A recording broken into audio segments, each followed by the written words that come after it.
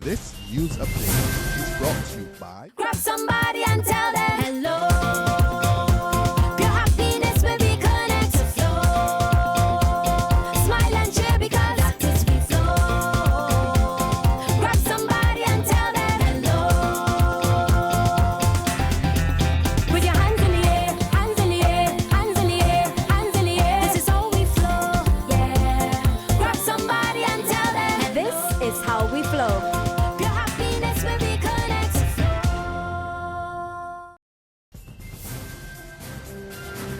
It's Wednesday, September 30th, and time for the Barbados Today Morning Update. A warm welcome to you. I'm Fernella Wedderburn. Our top story. Barbados Labour Party Member of Parliament, Dr. Maria Agard, may be down, but if the constituents of Christchurch West have their say, she's definitely not out. The embattled representative for the area has been given a grade A by the majority of her constituents, who made it clear they would strongly oppose any move to replace her as the candidate. During a visit to several areas of her constituency, including Navy Gardens, St. Matthias, and Bonnets, most of the residents told Barbados Today they were satisfied with their MP's performance. Over the past 2 weeks, Dr. Agard has been embroiled in a public squabble with the branch's executive. A new 11-member team to run the BLP's constituency branch was also elected without her blessings. An executive she has publicly stated that she had no intention of working with. A former senior member of the party also accused Dr. Agard of having a high level of disconnect with her constituents. But during today's tour, the voters sang a different tune, saying that Dr. Agard's representation was more than adequate. The creation of the Barbados Revenue Authority has not resulted in any ease in doing business with that department. So says the Managing Director of RMH Financial Consultants, Robert Homer. In fact, he tells Barbados Today that some procedures seemed to have worsened at the BRA, which was established back in April last year as a central revenue collecting agency. As it relates to BRA, one would have think that with the introduction of this merger between these government departments that it should have brought some ease of operation to the people that they serve.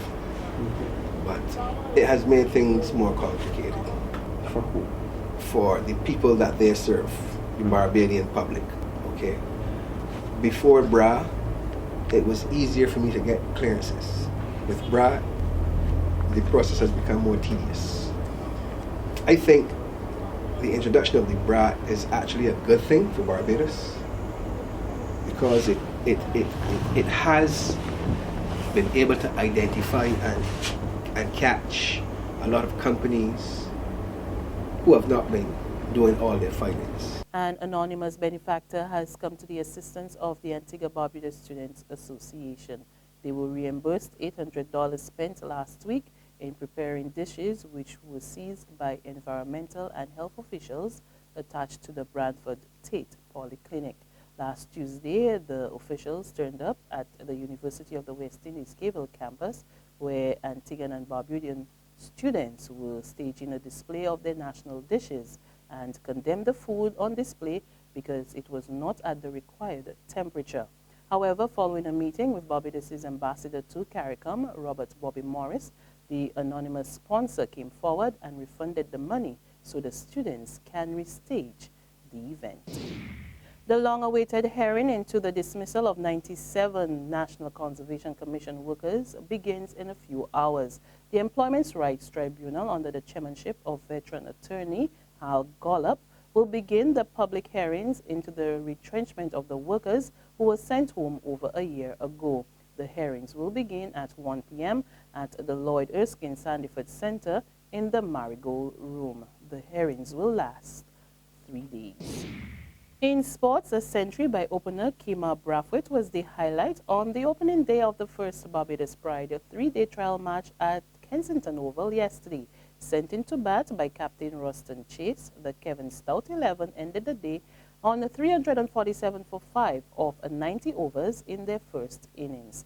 Brathwaite made 132 in 207 minutes of batting, where he faced 144 balls and hit 22 boundaries. Also showing good form on the day was fellow opener Shane Mosley. He made an accomplished 63 in 154 minutes at the crease, where he faced 125 balls and struck 10 boundaries.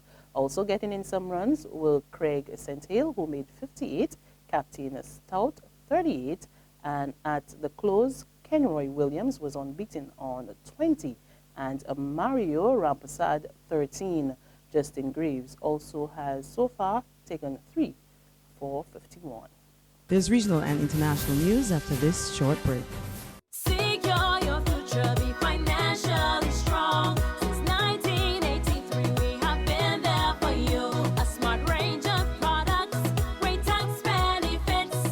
We're the solution to your hopes and your dreams. The Barbados Workers Union Cooperative Credit Union. The Barbados Workers Union Cooperative Credit Union. Humble beginnings to smart loans, smart savings. Save smart and borrow smarter, that's the move for me. Stability, prosperity, we're the solution to your hopes and your dreams. The Barbados Workers Union Cooperative Credit Union. The Barbados Workers Union Cooperative Credit Union. In the region now, the United Kingdom says it will construct a prison in Jamaica to house deported criminals. Word of this from Prime Minister David Cameron, who arrived in Kingston yesterday evening for a one-day visit. More than 600 Jamaican nationals are said to be currently serving sentences in UK jails, and more than 300 of them are expected to be sent back home.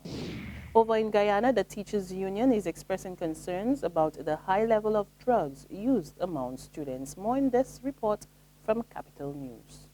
According to the General Secretary, the union would usually receive reports of teachers finding marijuana in children's bags and even cases where they are selling it to other students. On many occasions, police would have been called in, the welfare departments would have been called in, but I think we need to police the system a little more. Because now you have, there are lots and lots of regulations now when it comes to the rights of a child. And so there are certain things that teachers can't do in schools. Since teachers are often being painted in a negative light, there is some amount of unwillingness by GTU members when they have to act and operate in such cases, noted Ms. MacDonald. The issue of drugs in school is a very serious thing, and we have got to be a little more proactive in terms of being able to attack that and to eventually have that removed from our school system. To news from the United States now, the state of Georgia rejects calls from Pope Francis and other activists to grant clemency to a woman on death row. 47-year-old Kelly Greensteiner is due to become the first woman put to death in the state in 70 years. She planned her husband's murder back in 1997. The pontiff, who recently toured the U.S., urged the review board to reconsider, but the board rejected the plea. And finally, at least 2 people were killed and another 300 injured in Taiwan after a powerful typhoon swept through the country. And authorities are warning residents to remain on their guard as there is still the risk of mudslides and high waves in coastal areas. Some 1.8 million homes are without power after the typhoon slammed into the country Monday and brought with it gusts up to 141 miles per hour. A few areas received more than 900 millimeters of rain in just one day. That's about 1/3 of the average rainfall in Taiwan. That's the average annual rainfall for Taiwan. And that's news and sports, but be sure to join us for another update this afternoon. Until then, log on to www.barbadostoday.bb, subscribe to our e-paper, our email updates, and of course, like us on Facebook. We're also on Izumi Media and bus terminals or screenplay at supermarkets and gas stations near you, as well as Channel 101 on Flow TV and Mix 96.9 FM. There you can get all the latest news and sports. I'm Fernella Wedderburn. Do have a safe and wonderful Wednesday.